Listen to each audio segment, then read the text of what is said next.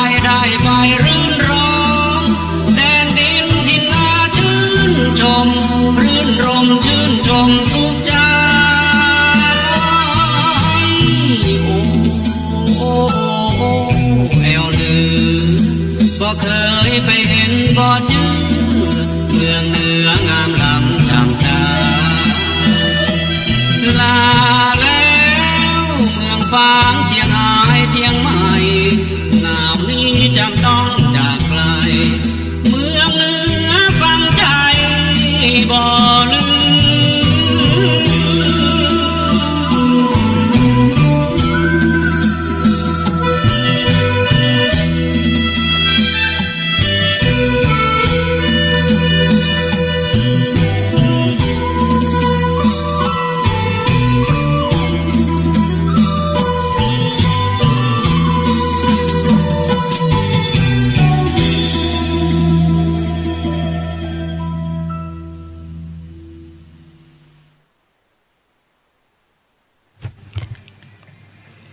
กราบนมัสการและสวัสดีญาติธรรมทุกท่านเจ้ากลับมาพบปะกับทนายปอแห่มครั้งนะเจ้ายามเช้า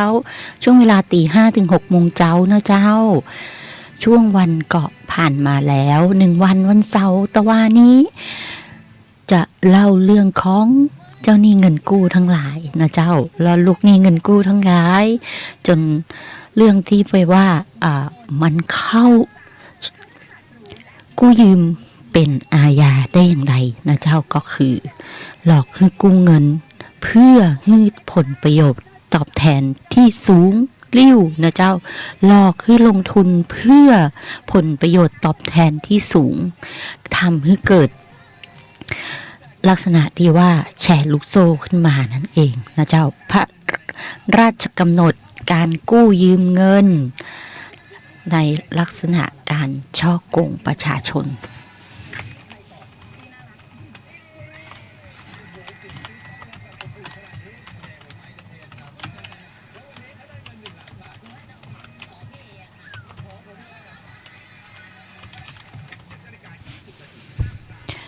พระราชกำหนดการกู้ยืมเงินที่เป็นการช่อโกงประชาชนนะเจ้าถ้าอู้ง่ายๆก็คือพระราชกำหนดเกี่ยวกับแชร์ลูกโซ่ทั้งหลายแลนะเจ้าก็มันจะเข้าไปที่ DSI ทันทีเลยนะเจ้าถ้าเกิน10 คนและสภาพความเสียหายค่าทางเศรษฐกิจนั้นสูงหรือว่าในลักษณะของว่าอย่างใดดีอะที่ว่ารถหรูทั้งรายนั่นก็เป็นคดีเศรษฐกิจอย่างหนึ่งเหมือนกันนะเจ้าหลอกคือร่วมลงทุนเปิดบริษัททำธุรกิจการค้าทั้งหลายแล้วบอกว่า1 หุ้นเนี่ยผลประโยชน์ตอบแทนลงทุน 2,000 บาทผลประโยชน์ตอบแทน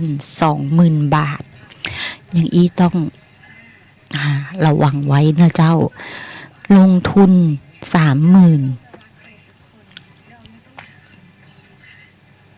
ผลประโยชน์ตอบแทน 300,000โอ้มันมาได้อย่างไรนะเจ้าเป็นไปอย่างไรธุรกิจอย่างนี้มีตัวกาเพราะฉะนั้นเฮาต้องควบคุมกิเลสในจิตในใจเฮาให้ได้นะเจ้าเอาของใครไปเอาไปคืนให้เปิ้นให้หมดนะเจ้าดอกเบี้ยตามกฎหมายตามกระบวนการก็พอแล้วนะเจ้าอย่าคิดว่าโอ้ย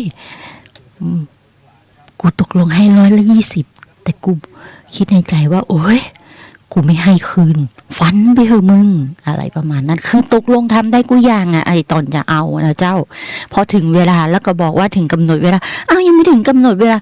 บอกว่าเงินเดือนยังไม่ออกไงยังไม่รู้เรื่องหรอ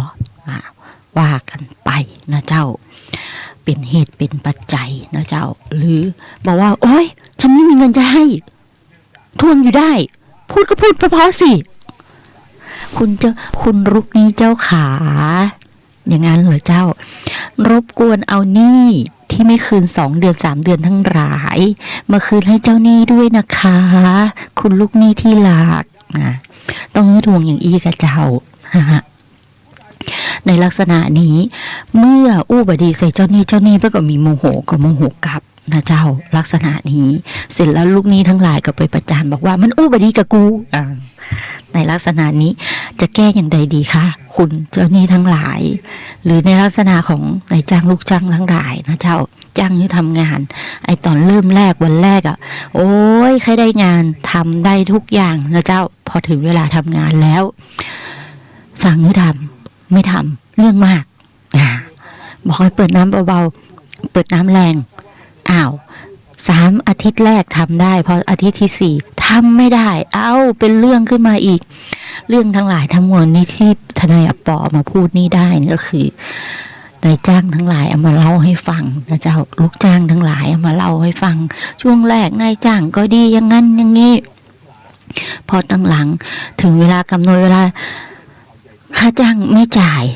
กำหนดจ่ายวันที่5ไปจ่ายวันที่15นะเจ้าก็เหมือนกันนะเจ้าลูกจ้างทั้งหลายนะเจ้านายจ้างสั่งให้ทำอย่างบ่ทำนะเจ้าพอถึงเวลาจะเอาค่าจ้างโวยๆนะเจ้าจะเอาค่าจ้างนักๆถึงเวลาจะเอาค่าจ้างเพิ่มลองนึกใจเปื้อนใจเฮานะเจ้าถ้าสั่งงานให้ทำแล้วทำถามว่านายจ้างที่ไหนพ้องจะประจ่ายค่าจ้างนะเจ้าเหมือนกันนะเจ้าผู้ให้เช่าที่ไหนจะบ่ฮื้ออยู่อาศัยถ้าคุณจ่ายค่าเช่าบ่ไล่ออกจากบ้านแน่นอนแต่ถ้าคุณมาจ่ายค่าเช่า2 เดือน3 เดือนฮื้อผ่อนก็ยังบ่ผ่อนเซ็ตแฮมบ่ปอยังหาเรื่องฮักหน้าเจ้าของบ้านประจานเจ้าของบ้านใส่ความเจ้าของบ้านแกล้งเจ้าของบ้านอย่าง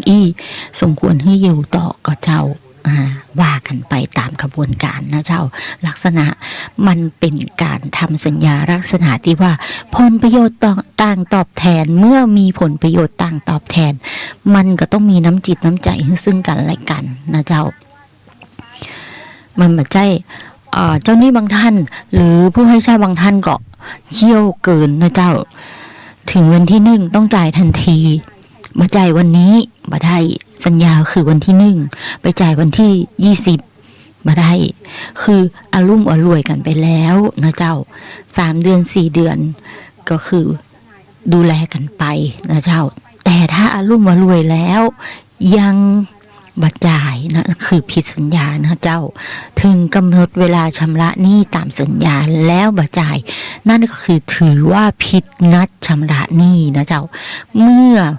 ผิดนัดชำระหนี้บอกเลิกสัญญาแล้วยังมาเอาหนี้มาชำระถือว่า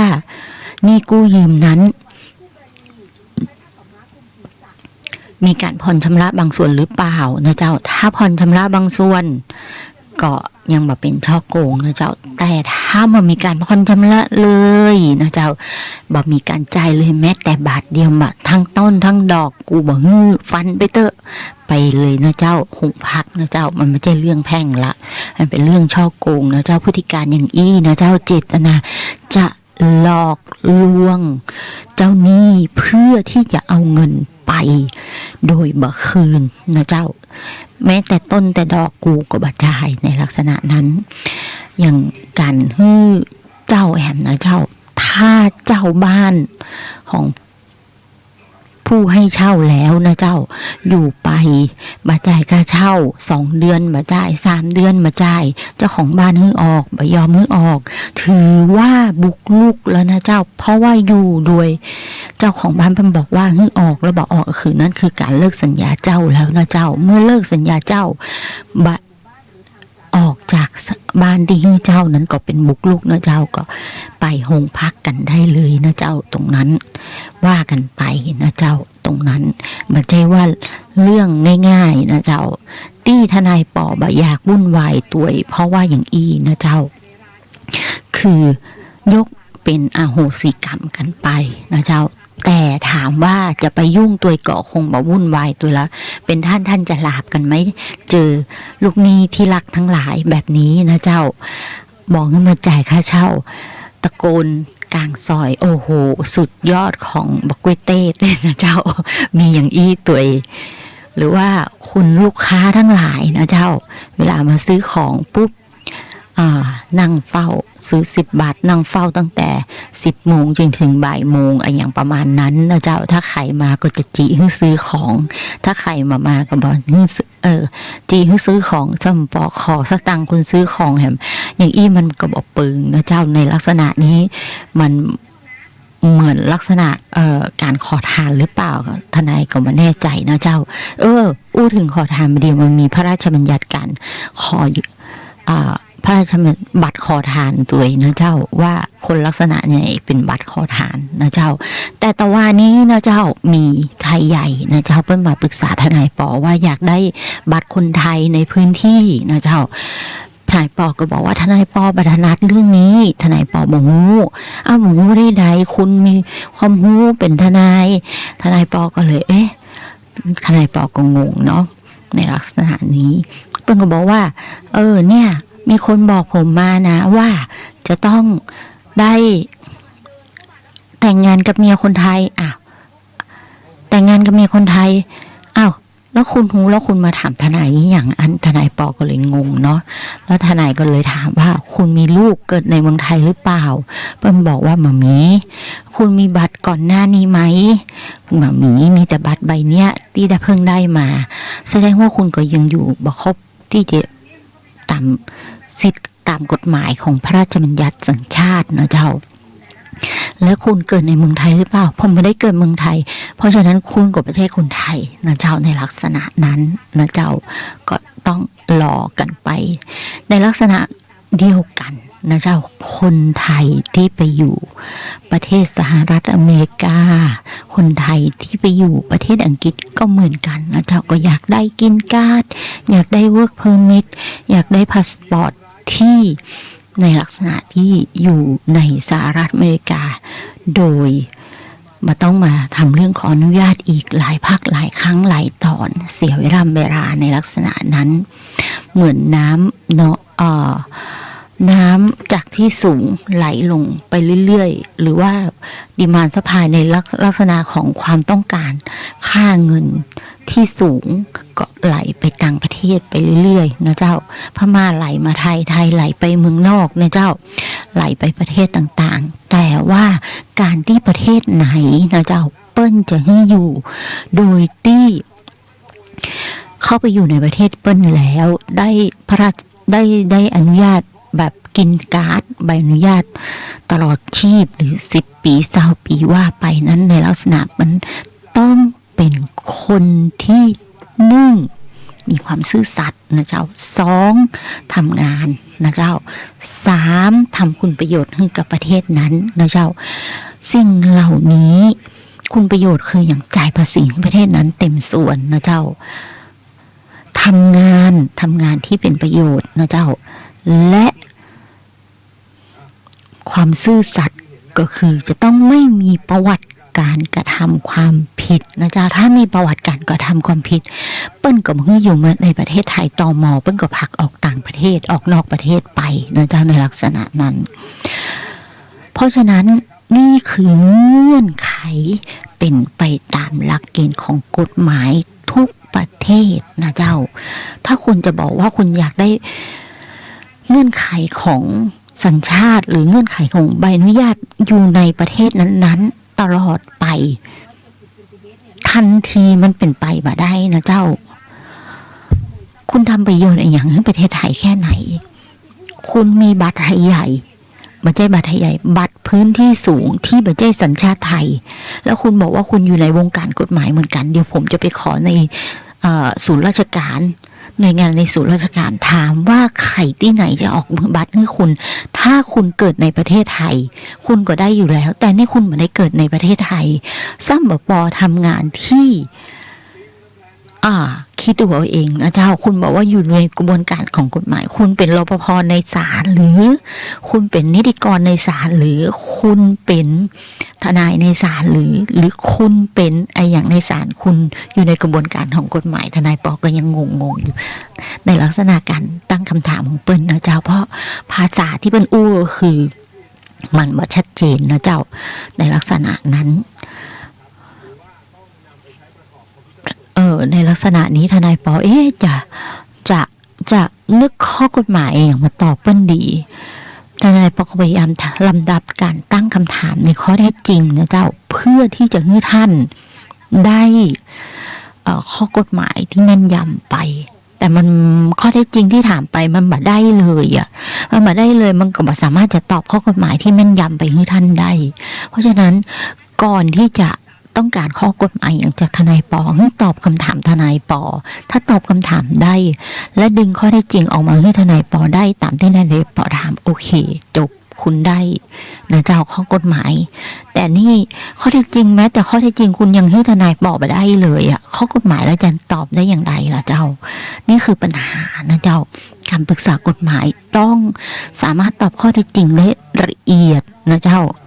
มันได้ข้อเท็จจริงตอบละเอียดแล้วมาเอาข้อกฎหมายขอถอนใจเลยนะเจ้าก็รอต่อไปนะเจ้าตรงนั้น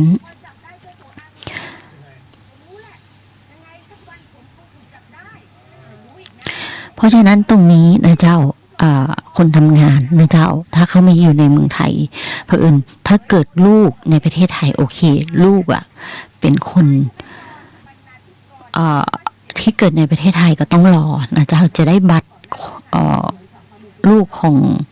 ต่างดาวที่เกิดในประเทศไทยแล้วก็รอไปแฮมกี่ปีทนายปอไม่แน่ใจในรายละเอียดตรงนี้เพราะไม่ได้ศึกษาโดยคือศึกษามาบางส่วนนะเจ้าในช่วงเวลาของปี54ช่วงนั้นปัญหาเรื่องwork permit นะเจ้ายัง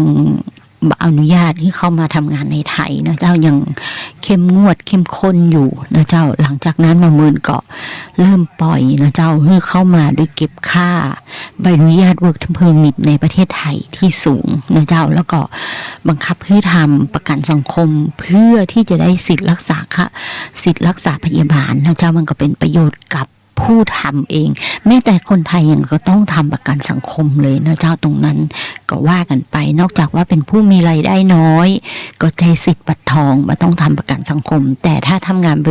ในบริษัทเอกชนหรือหน่วยงานราชการประเภทจ้างเหมาหรือจ้างชั่วคราวทั้งหลายเพิ่งก็จะให้ทำบัตรประกันสังคมกันไปนะเจ้าก็คือสาระกฎหมายของคุณนี่วันนี้นะเจ้าไม่มีสาระนะเจ้าเป็นเรื่องที่ว่าได้เล่าให้ฟังว่าปัญหาที่เกิดนั้นก็คือ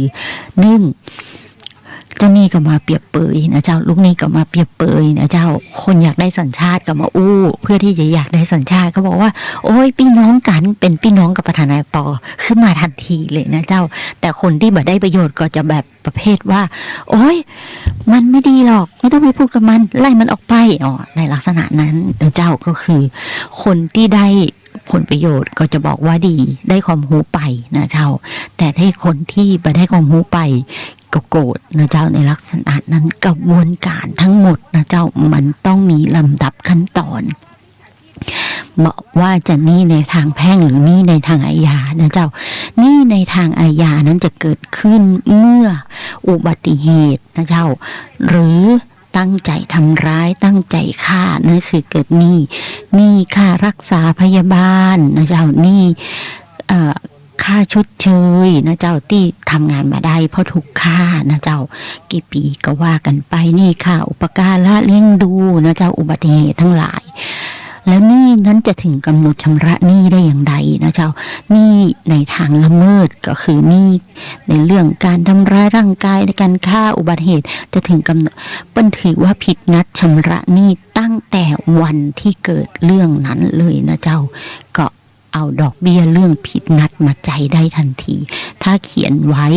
และตกลงกันก็เรียก15ไปเลยนะเจ้าแต่บางคนลูกหนี้ใจดีนะเจ้าเขียนเรียก 7.5 กันไปนะเจ้าก่อนหนี้ค่าสินไหมถ้าเป็นคดีอาญาที่ยอมความกันได้ก็เป็นอันตกลงแล้วระงับกันไปนะเจ้าแต่ถ้าหนี้นั้นเป็นหนี้อาญาที่ยอมความไม่ได้อย่างเรื่องเจตนาฆ่านะเจ้าอุบัติเหตุตายนะเจ้าตรงนี้ศาลเปิ้นเอาไปพิจารณาว่าเป็นส่วนลดหย่อนนะเจ้าในการที่จะลงโทษคดีถึงจำคุกนั้นให้เบา เพราะว่าเปิ้นบอกว่ามันรู้สำนึกในการกระทำความผิดแต่บางคนจ่ายตังค์นะโอ๊ยเท่าไหร่กูก็จ่ายแต่กูไม่สนกูไม่ขอโทษช่างหัวแม่งรับก็รับไม่รับกูก็ไม่ให้ไอ้ลักษณะนั้นนะเจ้ามันก็ว่ากันไปตรงนี้อยากให้หมู่เฮาได้คิดดีๆนะเจ้าตาเปิ้นตาตัวนะเจ้าตกตาเปิ้นเป็นดีใครให้ตกตาเปิ้นเป็นดีไข้หัวตกตาตัวเป็นดีไข้ให้กรรมนี้ให้กึดให้ดีๆนะเจ้าถึงเวลาที่ตัวเดือดร้อนแล้วตัวเองจะให้จะฮ้องมาขอคำปรึกษานะเจ้าบัดใจพี่น้องกลายเป็นพี่น้องทันทีนะเจ้าไอ้น้องไอ้เดือดร้อนเรื่องอย่างอี้นานว่าไปนะเจ้าแต่พอปรึกษาเสร็จมาถึงอาทิตย์2 อาทิตย์เฮ้ยแกล้งมันให้กูทีกูรำคาญมันไส้ว่ะว่ากันไปนะเจ้าคนอย่างอี้เปิ้นฮ้องว่าชวนป่วยปีแปะก่อในลักษณะนี้นะเจ้าเพราะฉะนั้นคนแบบนี้สมควรจะอู้ตัวก่อในลักษณะการทำงานทั้งหลายนะเจ้าก็ต้องระมัดระวังกันเป็นบางส่วนที่ทนายปบอกให้วุ่นวายตัวก็เพราะอย่างอี้นะเจ้าบางคนมาเพื่อที่จะเอาความรู้ไปสร้างความเดือดร้อนให้สังคมโดยบอกว่าสังคมทำร้ายเขาแต่จริงๆแล้วสังคมไม่ได้ทำร้ายเขาเองนั่นแหละเป็นคนสร้างเรื่องนะเจ้าต้องระมัดระวังไว้ตัวอยากจะเตือนคนไทยทั้งหลายไว้ตัวนะเจ้าเอกสารนะเจ้าสำเนาบัตรประชาชนสำเนาบัตรข้าราชการทั้งหลายนะเจ้าเวลาไปใจที่ไหนให้เขียนไว้ตัวนะเจ้าว่าใช้เพื่ออย่างวันที่ก็ได้นะเจ้าบ่ใจว่าฮื้อไปโดยที่บ่ได้เขียนไว้บรรดาลูกจ้างทั้งหลายนะเจ้าก็จะเอาไปฮื้อรับรองในแต่ละที่โดยเฮาหูว่าเอกสารเฮาหลุดไปอยู่ที่ตรงไหนโดยบ่ได้แจ้งให้ทราบนะเจ้าบางทีต้องระมัดระวังกันไว้ที่ทนายปเห็นมาหลายแล้วนะเจ้าในส่วนของเอกสารตรงนั้นเมื่อคุณอยู่เมืองไทยนะเจ้าอยู่อย่างคนมีศีลถ้าคุณอยู่อย่างคนมีศีลนะเจ้าคดในข้อบางอในกระดูกนะเจ้าตำรวจเพิ่งก็บอกมาจับคุณนะเจ้าทำงานอย่างซื่อสัตย์สุจริตเจ้านายที่ไหนก็ต้องฮักและดูแลนะเจ้าและทำคุณประโยชน์ให้ประเทศนะเจ้า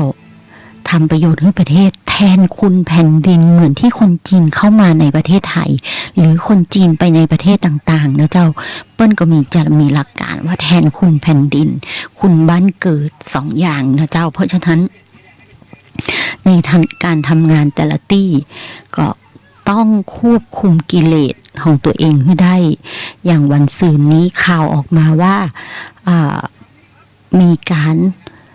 ลูกจ้างพม่านะเจ้ามันจะวันสื่อหลายเดือนที่ผ่านมาลูกจ้างพม่าฆ่านายจ้างคนไทยยัดหมกตู้นะเจ้าบางทีไปติดต่องานก็พม่าทั้งหลายนะเจ้าเปิ้นถามรายละเอียดเขาก็ตอบละเอียดแล้วแต่เปิ้นหมู่เรื่องเพราะเปิ้นหมู่ภาษาไทยหรือบ่ฮู้ระเบียบกระบวนการของคนไทยก็ทำกริยาที่ไม่ดีหรือยอกย้อนใส่ตรงนี้พอรู้รายละเอียดขอโทษค่ะเหตุที่มันเกิดไปแล้วคุณทำไปแล้วมันไม่ใช่ว่ามาขอโทษวันนี้เพียงแค่คำขอโทษแล้วสิ่งนั้นก็จะเกิดแหมต่อไปคือทำต่ออีกในลักษณะนั้น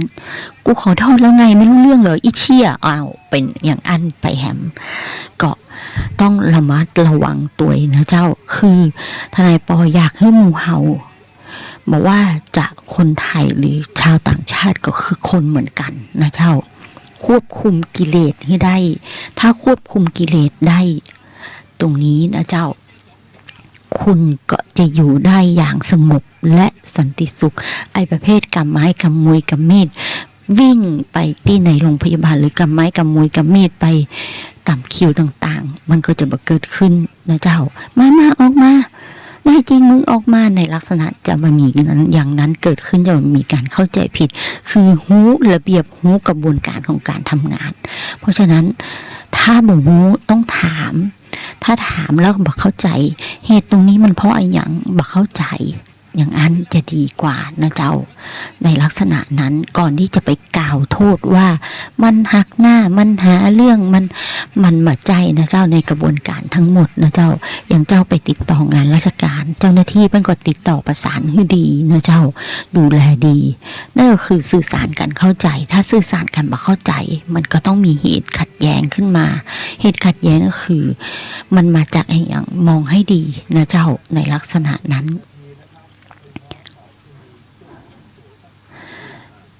แล้วในการอู้กันนะเจ้าถ้าอู้กันแล้วบ่ฮู้เรื่องพักห่างออกมาสักนิดหนึ่งพรุ่งนี้มาอู้กันใหม่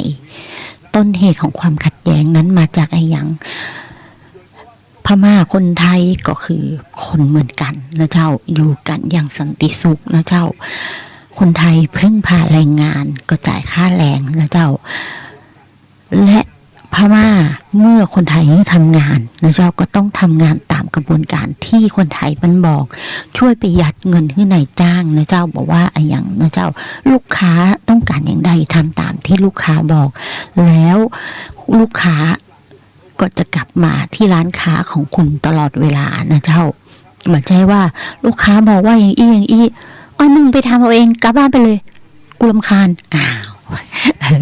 ตรงนี้นะเจ้าในลักษณะนั้นถามว่าลูกค้าที่ไหนเพิ่นจะปิกไปซื้อแฮมนะเจ้าตรงนี้ทนายปอก็เห็นมาหลายตีแล้วนะเจ้าทีแรกคนไทยทำนะเจ้าเหมือนร้านก๋วยเตี๋ยวเป็ดคนไทยทำไปเรื่อยๆโอ้โหเจริญรุ่งเรืองนะเจ้ามีการเซ้งกันไปนะเจ้าก็ทำคนเซ้งก็เป็นต่างชาตินิดๆนะเจ้าก็เซ้งกิจการไปทำกระบวนการในการทำมันก็แตกต่างกันไปการเอาใจลูกค้าก็แตกต่างกันไปก็ปิดตัวไปนะเจ้าเพราะฉะนั้นตรงนี้ทนายปออยากจะให้หมู่เห่ามองย้อนกลับดีๆว่าตามกระบวนการตามสเต็ปแล้วมันไปอย่างไรนะเจ้าเมื่อเปิ้นค้าขายเปิ้นอยู่ได้เพราะอย่างอันนั้นค้าขายอยู่บ่ได้เพราะอย่างไม่ใช่เพราะว่าการจ้างงานนะเจ้าแล้วในจ้างหลายท่านก็บ่นนะเจ้าลูกจ้างเวลาที่ทำงานแล้วมาทำปัญหาเกิดหลายอย่างวันนี้ทนายปอสาระกฎหมายอยู่ตรงไหนเนี่ยมาบ่นให้ฟังหรือเปล่า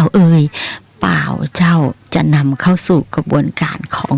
สิ่งที่มันเกิดขึ้นมากฎหมายทั้งหมดนั้นน่ะมันเกิดมาจากการปฏิบัติระหว่างคู่สัญญาทั้งสองฝ่ายเพราะว่านายจ้างลูกจ้างผู้ให้เช่าผู้เช่า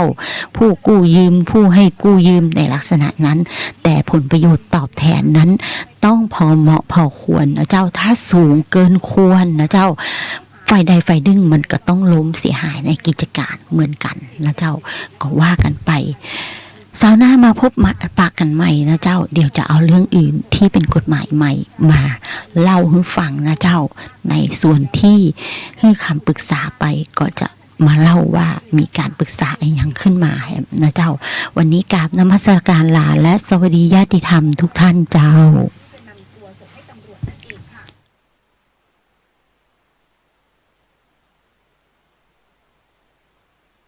คลื่นเพื่อการศึกษาพระพุทธศาสนาและวัฒนธรรม